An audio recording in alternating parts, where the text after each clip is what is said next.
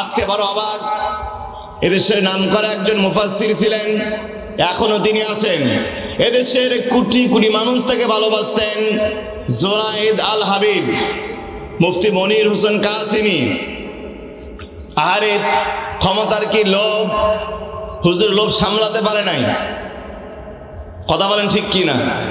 হুজুর খুব ফুরফুরি মেজাজে আছেন, উনি এমপি হবেন, তোমার এমপি বানাবে না, তোমারে পানি দিয়ে চুবাইবে, 12 তারিখে পরে বুঝবা। কথা বলেন ঠিক কি না? খুব বড় আশা নিয়া উনি তাদের সাথে হাত মিলাইছেন, অনেক বড় আশা নিয়া তাদের সাথে কাঁধে কাঁধ মিলিয়ে কাজ করতেছেন। জুনাইদ আল হাবিব এদেশের কোটি মানুষের হৃদয়ে তিনি ছিলেন। কিন্তু আজকে ইসলামের সাথে গাদ্দারি করবার কারণে, আলেমদের সাথে গাদ্দারি করে ঐক্য নষ্টের কারণে, বিশ্বাস করেন মুসলমান আগামী দিনে তিনি যে একজন আলেম নন, জাতীয় মুনাফিকে পরিণত হবেন। কথা বলেন ঠিক কিনা? এদেরকে চিহ্নিত করতে হবে। আজকে সারা বাংলাদেশ যখন ঐক্যবদ্ধ হয়েছে, এতদিন সবাই বলেছিল আরে মিয়া হুজুরদের মধ্যে ঐক্য নাই, হুজুররা এক টেবিলে বসতে পারে না, আর তোমরা আমাদেরকে বলো তোমরা ইসলামী রাষ্ট্র কায়েম করবে। এটা কি বলার সুযোগ আছে? নাই। এখন চরমনাই পীর সাহেব এক কাতারে, মামুনুল হক এক কাতারে, বিভিন্ন ইসলামী দল, 8টি সমমানের ইসলামী দল, তারা এক কাতারে হয়ে তারা সবাই ঐক্যবদ্ধ হয়েছেন আগামীর বাংলাদেশ আল কোরআনের বাংলাদেশ। কথা বলেন ঠিক কি না? আগামীর বিপ্লব হচ্ছে কোরআনের বিপ্লব। 24 সাল ছিল তারুণ্যের বিপ্লব, আগামীর 26 সাল হবে কোরআন বিজয়ের বিপ্লব। তোমার মতো জুনাইদ আল হাবিব আর মুফতি মনির হোসেন কাসেমির ক্ষমতা নাই এই বিপ্লবকে গতিরোধ করে। কথা বলেন ঠিক কি না? গোলাম নই আমি, কোন নেতার আদর্শ মানি না, দুনিয়ার কোন ব্যক্তির আদর্শ মানি না, আমি গোলামি করি একমাত্র কার? আরো চিৎকার করে বলতে হবে, আমরা গোলামি করি কার? শুধু মসজিদে নয়, এই চূড়ান্ত ঘোষণা আপনাকে দিতে হবে, সব জায়গায়, জীবনের সব জায়গায় গোলামি হবে। মসজিদে 365 দিন ফজরের ফরজ নামাজ কয় রাকাত করে পড়া হয়? কথা বলেন না কেন? 2 রাকাত করে পড়া হয়। আগামীকাল জাহাঙ্গীরাবাদ কেন্দ্রীয় জামি মসজিদের ইমাম সাহেব যদি বলে আজকে ফজরের ফরজ 2 রাকাত 3 রাকাত পড়া হবে, আপনারা তো মনে হয় মানবেন? কথা বলেন না কেন? একটা রাকাত বেশি পড়লে একটা রুকু বেশি হবে, 2টা সিজদা বেশি হবে, সূরা ফাতিহা একবার বেশি পড়া হবে, কোরআনের কিছু অংশ একবার বেশি পড়া হবে, অনেকগুলো তাসবিহ তাহলিল বেশি করে পড়া হবে। সমস্যাটা কোথায়? কেন আপনারা দেবেন না? আল্লাহর বিধান। 3 রাকাতটা আল্লাহর আইন নয়। আল্লাহর আইন কয় রাকাত? 2 রাকাত। চিৎকার করে বলেন তো, আল্লাহর আইন কয় রাকাত? 2 রাকাত। ওই জায়গায় বিএনপি বিরোধিতা করবে কি করবে না? বিএনপি, এনসিপি, আওয়ামী লীগ, জামাত, জাতীয় পার্টি, জাসদ, বাসদ, সারসিনা, চরমনাই, 18 মাইজ ভান্ডারি, যেই লোকটা বছরে একদিনও মসজিদে যায় না, সেই লোকটাও কিন্তু বলবে ফজরের নামাজ কয় রাকাত পড়া হবে? 2 রাকাতই পড়া হবে। তিনি 3 রাকাত মানবেন না। খুব ভালো করে বুঝেন, তার কারণ মসজিদ কার? আল্লাহ। আর এখানে চলবে কার আইন? আল্লাহ। এই লোকটা যখন মসজিদ থেকে বেরিয়ে গেল, মসজিদ থেকে বের হওয়ার পর তিনি স্লোগান দিচ্ছেন তার নেতার পক্ষে, অমুক নেতার চরিত্র ফুলের মতো পবিত্র, যেই নেতা মাসের মধ্যে নামাজ পড়ে না 1 ওয়াক্ত। এরকম নেতা মনে হয় পাঁচগাছি ইউনিয়নে নাই? আছে। আপনি মসজিদে আল্লাহর আইন মানলেন, মসজিদে একদিন আপনি ফজরের নামাজ 3 রাকাত পড়তে রাজি নন, এটা আল্লাহর আইন। অথচ আল্লাহর বক্তব্য ছিল আপনি কোন ফাসিক নেতার পক্ষে, যেই নেতা বিড়ি খায়, মদ খায়, দুর্নীতি করে, টেন্ডারবাজি করে, ধর্ষণ করে, মানুষ হত্যা করে, মানুষ খুন করে, ইফটিজিং করে, চাঁদাবাজি করে, তাদের পক্ষে আপনি স্লোগান দিতে পারেন না। কথা বলেন ঠিক কিনা? আমার ভাইরা, এই যে আপনি মুনাফিকি করলেন, মসজিদে আপনি 2 রাকাতের পক্ষে, আপনি যেই দল করেন না কেন 2 রাকাতের বাইরে মানেন না। যখন আপনি রাজনীতি করতেছেন, রাজনীতি করার সময় তখন আর আল্লাহর আইন ভালো লাগে না, তখন মানেন ব্রিটিশের তৈরি করা আইন। কথা বলেন ঠিক কিনা?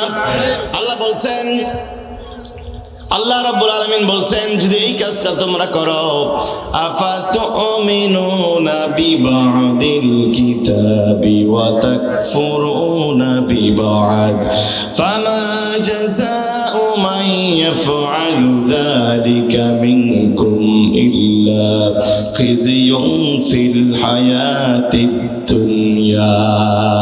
তোমরা কোরআনের কিছু অংশ মানো, বিবাহ পড়ার সময় আল্লাহর কোরআন দিয়ে বিবাহ পড়াও। সন্তান জন্ম হলে কোরআনের আইন দিয়ে তুমি সুন্নতে খাতনা করাও।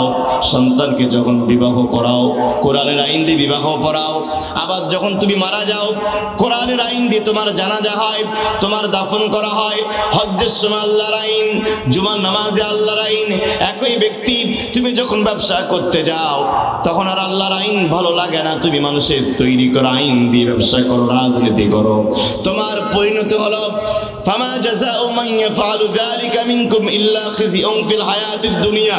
দুনিয়ার জীবনে অবশ্যই তোমাকে লাঞ্ছিত হতে হবে। ঘোষণা কার?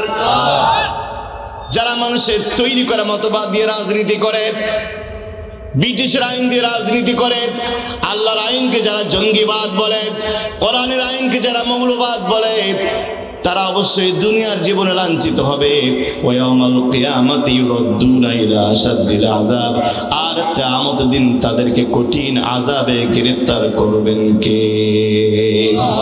শুধু কি তাই?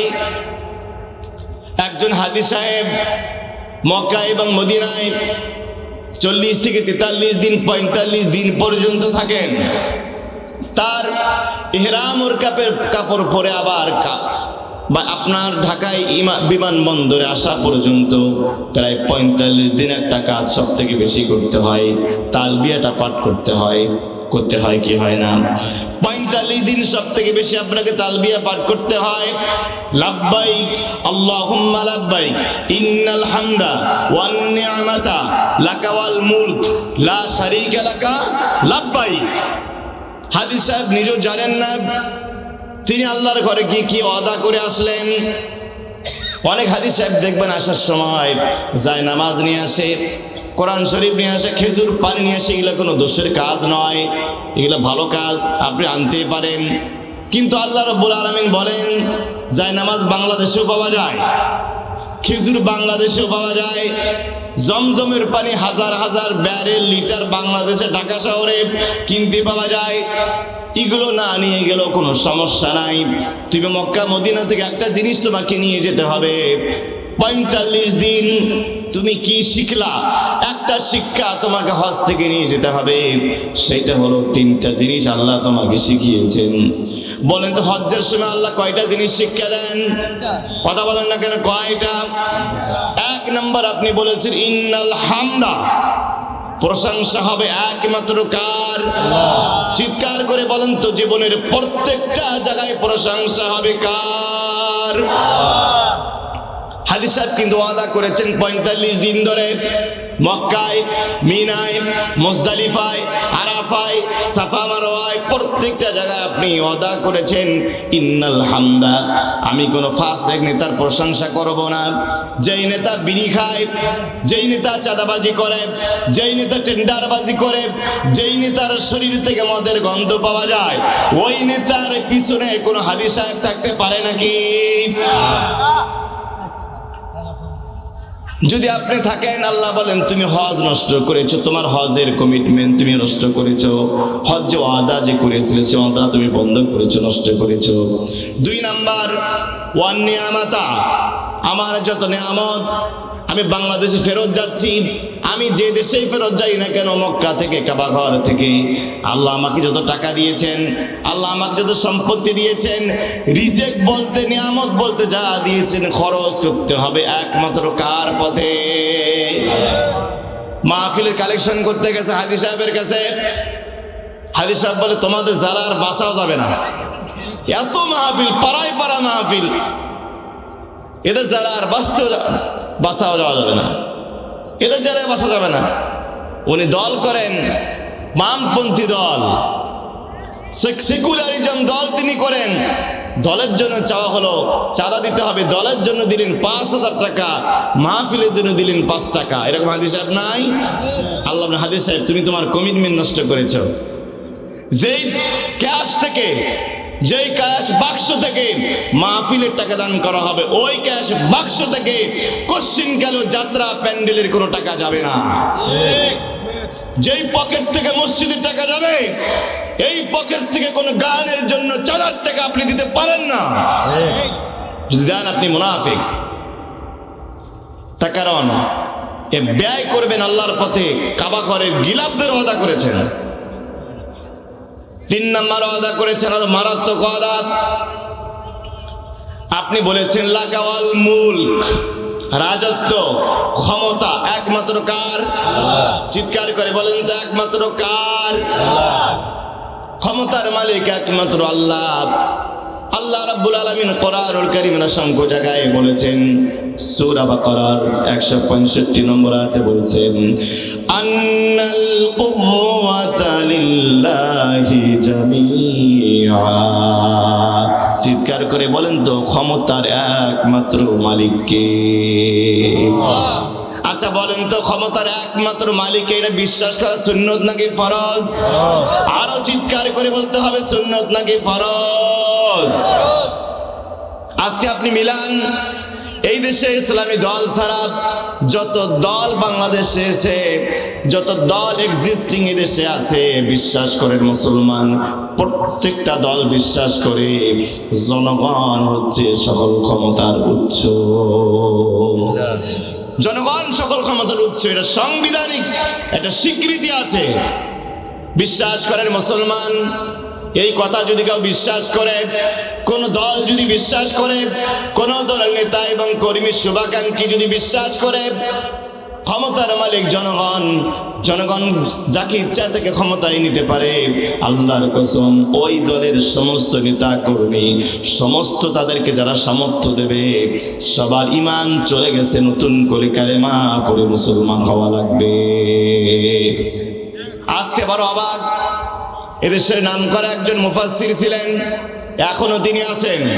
এদেশের কোটি কোটি মানুষ তাকে ভালোবাসতেন, জোনায়েদ আল হাবিব, মুফতি মনির হোসেন কাসিমি। আহারে ক্ষমতার কি লোভ, হুজুর লোভ সামলাতে পারে নাই। কথা বলেন ঠিক কি না? হুজুর খুব ফুরফুরি মেজাজে আছেন, উনি এমপি হবেন, তোমার এমপি বানাবে না, তোমারে পানিতে চুবাইবে 12 তারিখের পরে বুঝবা। কথা বলেন ঠিক কি না? খুব বড় আশা নিয়া উনি তাদের সাথে হাত মিলাইছেন, অনেক বড় আশা নিয়া তাদের সাথে কাঁধে কাঁধ মিলে কাজ করতেছেন। জোনায়েদ আল হাবিব এদেশের কোটি মানুষের হৃদয়ে তিনি ছিলেন, কিন্তু আজকে ইসলামের সাথে গাদ্দারি করবার কারণে, আলেমদের সাথে গাদ্দারি করে ঐক্য নষ্টের কারণে, বিশ্বাস করেন মুসলমান আগামী দিনে তিনি যে একজন আলেম নন, জাতীয় মুনাফিকে পরিণত হবেন। কথা বলেন ঠিক কিনা? এদেরকে চিহ্নিত করতে হবে। আজকে সারা বাংলাদেশ যখন ঐক্যবদ্ধ হয়েছে, এতদিন সবাই বলেছিল আরে মিয়া হুজুরদের মধ্যে ঐক্য নাই, হুজুররা এক টেবিলে বসতে পারে না, আর তোমরা আমাদেরকে বলো তোমরা ইসলামী রাষ্ট্র কায়েম করবে, এটা কি বলার সুযোগ আছে? নাই। এখন চরমনাই পীর সাহেব এক কাতারে, মামুনুল হক এক কাতারে, বিভিন্ন ইসলামী দল, 8টি সমমানের ইসলামী দল, তারা এক কাতারে হয়ে তারা সবাই ঐক্যবদ্ধ হয়েছেন আগামীর বাংলাদেশ আল কোরআনের বাংলাদেশ। কথা বলেন ঠিক কি না? আগামীর বিপ্লব হচ্ছে কোরআনের বিপ্লব। 24 সাল ছিল তারুণ্যের বিপ্লব, আগামীর 26 সাল হবে কোরআন বিজয়ের বিপ্লব। তোমার মতো জোনায়েদ আল হাবিব আর মুফতি মনির হুসাইন কাসেমির ক্ষমতা নাই এই বিপ্লবকে গতিরোধ করে। কথা বলেন ঠিক কি না? এর প্রমাণ কোথায়? সূরা কসাসের 5 নম্বরে আল্লাহ তাআলার ওয়াদা। বিশ্বাস করেন আল্লাহর কোরআন ওয়াদা করেছে। আল্লাহর ওয়াদা হচ্ছে যেই জমিনে কাউকে দুর্বল করে রাখা হয় লম্বা সময়, যেই জমিনে মাজলুমের রক্ত পড়ে, যেই জমিনে নারী আর শিশুদের রক্ত পড়ে, যেই জমিনে মা বোনদের চোখের পানি ঝরে, কোরআনের পাখিদের ইজ্জত নষ্ট করা হয়, সেই জমিনটাকে আল্লাহ দুর্বল মাজলুমদের হাতের মধ্যে উঠায় দেন। আল্লাহ রাব্বুল আলামিন সূরা কসাসের 5 নম্বর আয়াতে বলছেন, وَنُرِيدُ أَن نَّمُنَّ عَلَى الَّذِينَ اسْتُضْعِفُوا فِي الْأَرْضِ وَنَجْعَلَهُمْ أَئِمَّةً وَنَجْعَلَهُمُ الْوَارِثِينَ। আল্লাহ তাআলা আয়াতে 4টা ওয়াদা করেছেন। আচ্ছা বলেন তো ওয়াদাটা কার? আরো চিৎকার করে বলতে হবে ওয়াদাটা কার? মুসলমান আপনারা টের পাচ্ছেন না বাংলাদেশ সামনে কোথায় যাচ্ছে? ঘরে বসে থেকে কয়েকজন নাস্তিকের আপনারা টকশো দেখে মনে করতেছেন অমুক দল মনে হয় ক্ষমতায় বসে গেছে। এগুলো থেকে ঘাবড়ে যাবেন না, আপনি হতাশাগ্রস্ত হওয়ার কিছু নাই। আল্লাহর ওয়াদা হচ্ছে, 4টা ওয়াদা আল্লাহ করেছেন। ওয়ানুরিদু আন্নামুন্না, অবশ্যই আমি আল্লাহ তাদের উপর রহমত, তাদেরকে আমি রহমত দান করব। সুবহানাল্লাহ বলবেন না? 1 নম্বর তাদেরকে রহমত করুণা দেব তাদের উপর। আলাল্লাযীনা ইসতুদঈফু ফিল আরদ, যাদেরকে অনেক লম্বা সময় জমিনে কথা বলতে দেওয়া হয় নাই, বাড়িতে ঘুমাতে দেওয়া হয় নাই, বাজার করতে দেওয়া হয় নাই, চাকরি নষ্ট করা হয়েছে, রাস্তাঘাটে চলতে দেওয়া হয় নাই। আমার মাহবুব আলম হাবিবি ভাই, আপনার নিজে সাক্ষী, তার এলাকার মাহফিলে তাকে কথা বলতে দেওয়া হয় নাই। এটাকে মিথ্যা কথা বললাম? ওনার ব্যাপারে থানায় বলা হয়েছে মাহবুব আলম হাবিবি যদি মঞ্চে কথা বলে ওই মাহফিল করতে দেওয়া হবে না। তার কি অপরাধ? তিনি কে কাউকে ধর্ষণ করেছেন? কারো জমির আইল ঠেলেছেন? একটা অপরাধ ছিল তার, তিনি শুধু বলেছিলেন এই সমাজটা চলতেছে মানুষের আইনে, সমাজটা চলতে হবে আল্লাহর আইনে। একটাই অপরাধ ছিল। আল্লাহ বলেন এরকম ভাবে দেশে দেশে এলাকায় এলাকায় যেই সমস্ত আলেমদেরকে লাঞ্ছিত করা হয়েছে, কথা বলতে দেওয়া হয় নাই, চোখের পানি ঝরেছে, আমার দ্বিতীয় ওয়াদা হলো, আমার দ্বিতীয় ওয়াদা ওয়ানাজআলাহুম আইম্মা। এখানে অনেক ওলামায়ে কেরাম আছেন, ইমাম এক বসন, আইম্মা বহু বসন। ওই দেশের মাজলুমদেরকে আমি আল্লাহ নেতা বানাবো। সুবহানাল্লাহ বলবেন না? ওয়াদা কার? আরো চিৎকার করে বলতে হবে ওয়াদা কার? আপনি টের পাচ্ছেন না? শরীফ ওসমান হাদি হঠাৎ করে তিনি এত জনপ্রিয়তা লাভ করেননি, কোটি মানুষের হৃদয়ে জায়গা করে নেননি। এর কারণ হলো শরীফ ওসমান হাদিদের রক্ত এই জমিনে পড়েছে। কথা বলেন না কেন? তাদের হাতে যে আল্লাহ ক্ষমতা তুলে দেবেন, আলেমদের হাতে আগামীর বাংলাদেশের দায়িত্ব আল্লাহ দেবেন, এর গ্যারান্টি যে কোরআন দিচ্ছে, একটু আপনি টের পান, একটু বিষয়গুলো ভালো করে তাকান। শরীফ ওসমান হাদি বড় কোনো নেতা নন, বড় রাজনৈতিক দলের কোন কোটিপতি নেতা নন, মানুষকে তিনি কোটি টাকা দানও করেন নাই, গুলশানে আলিশান বাড়ি কোনো নাই, মাত্র 12,000 টাকার ফ্ল্যাটে তিনি ভাড়া থাকতেন। তার বাবা একজন মাদ্রাসার সামান্য একজন ভাইস প্রিন্সিপাল ছিলেন। ইসলামী একটা পরিবার, বস্তির অসংখ্য মানুষ তার জন্য তার মৃত্যুর পরে বস্তির লোকেরা হাউমাউ করে কেঁদেছে। কে কাঁদে নাই? স্কুলের শিক্ষক, বিশ্ববিদ্যালয়ের শিক্ষক, রিক্সা চালক, ভ্যান চালক, অসংখ্য মানুষ হাদির জন্য চোখের পানি দিল। কেন? জনপ্রিয়তা আল্লাহ রাব্বুল আলামিন তার দিলেন। এর কারণ হলো দীর্ঘদিন ধরে হাদির মতো যুবকদেরকে যারা ইনসাফের কথা বলতেন, ইনকিলাবের কথা বলতেন, জাস্টিসের কথা বলতেন, ন্যায় বিচারের কথা বলতেন, আল্লাহর আইনের কথা বলতেন, রাসূলের আদর্শের কথা বলতেন, তাদের উপর যখন বারবার নির্যাতন করা হয়েছে আর তাদের রক্ত যেই জমিনে পড়েছে, আল্লাহ রাব্বুল আলামিন তাদেরকে নেতার আসনে বসিয়ে দিয়েছেন। ওয়াদা কার? আল্লাহ। আল্লাহকে ওয়াদা বাস্তবায়ন করেন নাই? অনেক চেষ্টা করা হয়েছে ওসমান হাদির জানাজাকে বিভিন্নভাবে পায়তারা করে মানুষের সমাগম বন্ধ করার জন্য।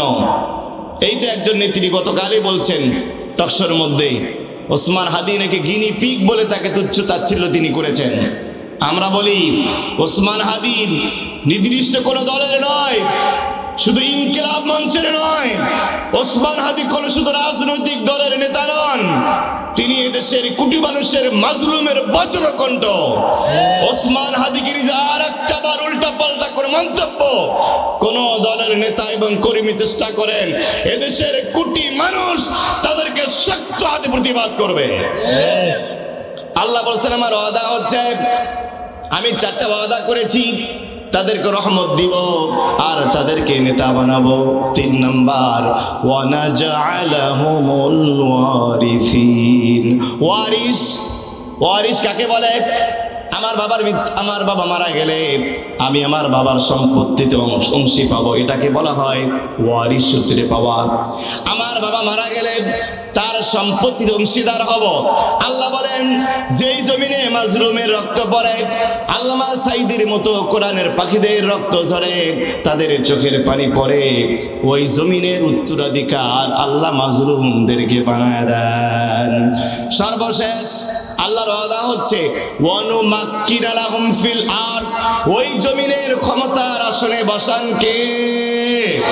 আমি এবার এই জাহাঙ্গীরাবাদের মুসলমানদের কাছে জানতে চাই, আগামীর বাংলাদেশে যেহেতু আল্লাহ ওয়াদা করেছেন, 4টা ওয়াদা আল্লাহ করেছেন, এই 4টা ওয়াদার প্রতি যদি বিশ্বাস থাকে, আমরা আল্লাহর জমিনে আল্লাহর আইনটা প্রতিষ্ঠিত হয়ে যাক, শরিয়া আইন চালু হোক, দাড়িওয়ালারা, আলেমরা, ইসলামওয়ালারা, কোরআনওয়ালারা ক্ষমতায় যাক, এটা চাই কি চাই না? কারা কারা চাই? তুই হাত তুলে আল্লাহকে দেখান তো দেখি। লিল্লাহে তাকবীর, লিল্লাহে তাকবীর। আল কোরআনের আলো সংসদে জালো। আমার ভাইরা, নারে তাকবীর। আপনারা মনে করতে পারেন হুজুর রাজনৈতিক বক্তব্য দিচ্ছেন। প্রত্যেকটা সূরা আয়াত নাম্বার আমি আপনাদের কোট করে বলতেছি। সূরা কসাস 5 এবং 6 নম্বর আয়াতে আল্লাহ স্পষ্ট ঘোষণা, ফেরাউন মুসা আলাইহিস সালামের উপরে এই আয়াতগুলো নাযিল হয়েছে ফেরাউন এবং মুসার প্রেক্ষাপটে। 400 বছর মুসা আলাইহিস সালাম এবং তার কওমকে নির্যাতন করেছিল। আল্লাহ এমনভাবে মেরেছেন ফেরাউনকে, কিয়ামত পর্যন্ত জালিমদের দৃষ্টান্ত করে আল্লাহ রেখেছেন। কথা বলেন ঠিক কিনা?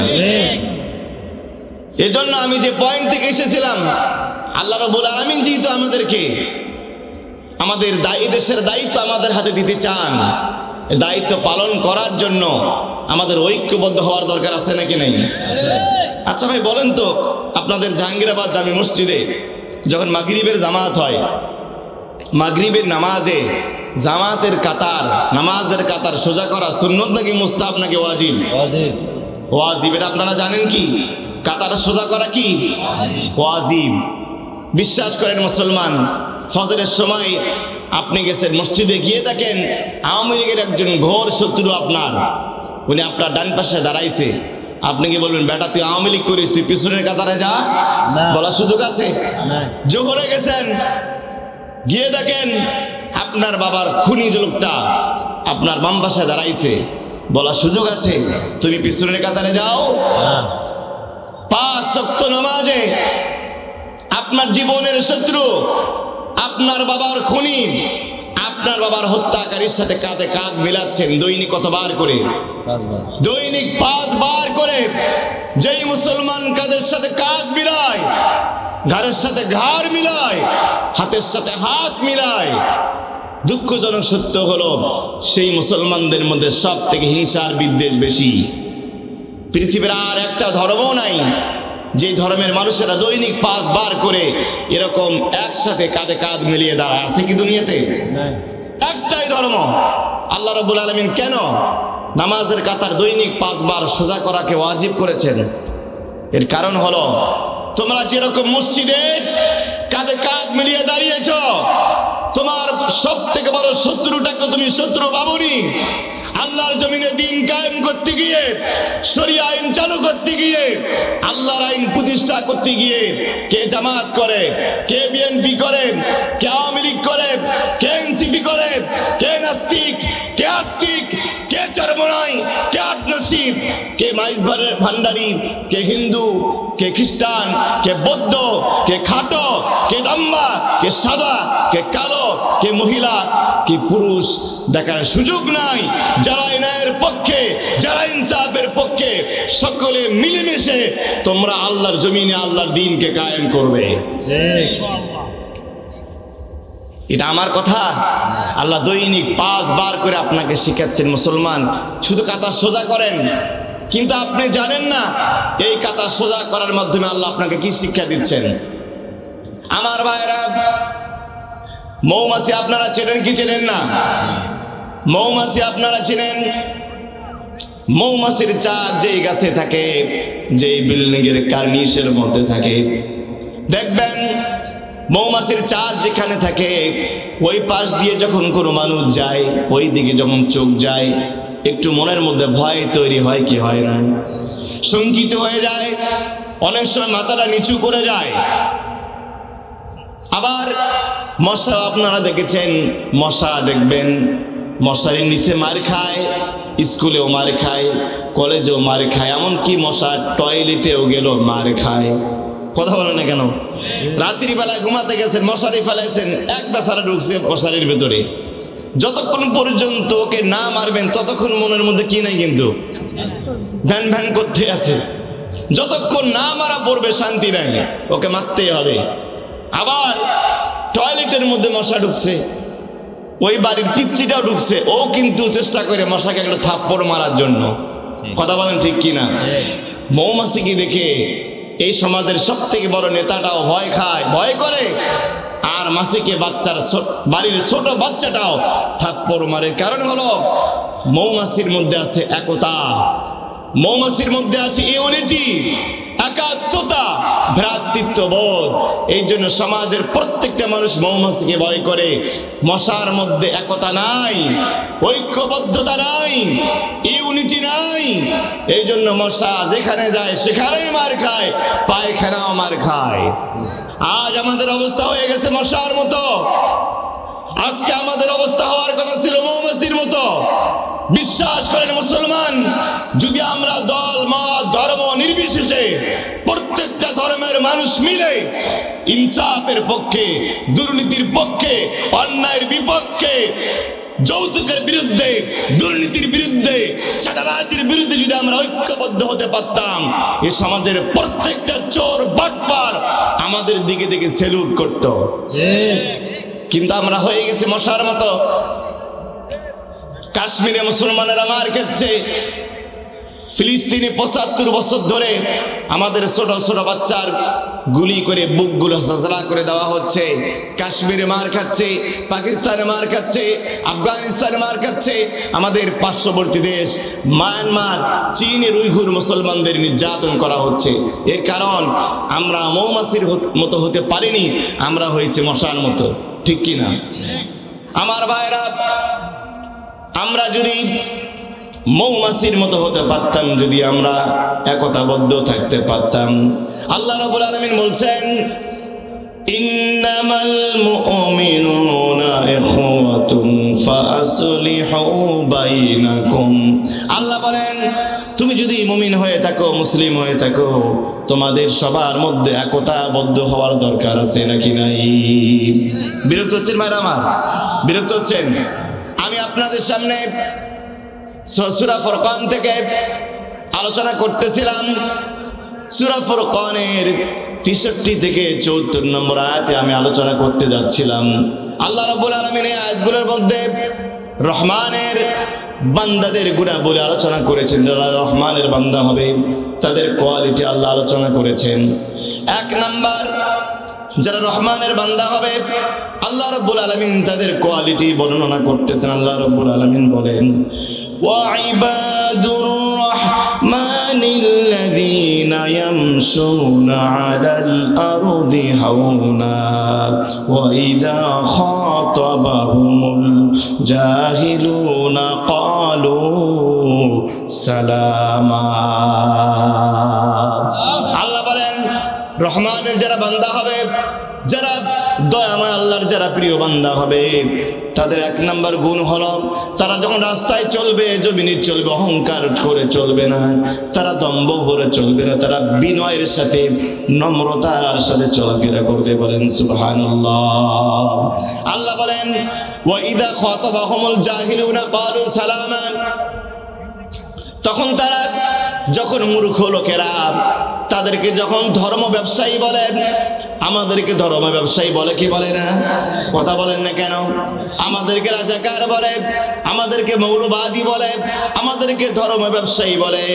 আল্লাহ বলেন তোমাদেরকে যখন এইরকম গালিগুলো দেওয়া হয় তোমাদের উত্তর দেওয়ার দরকার নাই, তাদের সাথে কোনো ঝগড়া করার দরকার নেই, তোমরা শুধু বলবা ক্বালু সালামা, তোমাদের প্রতি সালাম। সুবহানাল্লাহ বলবেন না? শুধু এতটুকু আমরা বলবো, আমাদেরকে যাই গালি দাও কোনো যায় আসে না, আমরা বলবো শুধু তোমাদের উপর আল্লাহর রহমত বর্ষণ হোক। বলেন না সুবহানাল্লাহ। নবীজির দিকে তাকান, নবীজি 8ম হিজরির 20 রমজান 10,000 সাহাবী নিয়ে তিনি চলে গেছেন মক্কা বিজয় করার জন্য। মক্কা বিজয়ের দিন 10,000 সাহাবী রাসূলের সাথে, রাসূল আবার অনেক বড় শক্তি নিয়ে তিনি মক্কা করে কাবার প্রবেশ করেছেন। এবার যারা মক্কার মুশরিক ছিল, যারা নবীজিকে দেশ থেকে বের করে দিয়েছিল, নবীজিকে 3 বছর জেলখানায় বন্দী করেছিল, এই লোকগুলো এবার পালানো শুরু করছে, সবাই ঘর বাড়ি ছেড়ে পালিয়ে যাচ্ছিল। তাদের মধ্যে একজন ছিলেন ওয়াহাশী, যেই ওয়াহাশী রাদিয়াল্লাহু তাআলা আনহু আমার নবীজির আপন চাচা আমির হামজা রাদিয়াল্লাহু তাআলা আনহুকে উহুদের যুদ্ধে শুধু শহীদ করে নাই, তার লাশটাকে কেটে 70 টুকরা করা হয়েছিল। নাউজুবিল্লাহ বলবেন না? ওয়াহাশী আমার নবীজির আপন চাচা আমির হামজা ইসলামের একজন বীর পুরুষ, বীর মুজাহিদ, তার লাশটা কেটে 70 টুকরা করেছিল।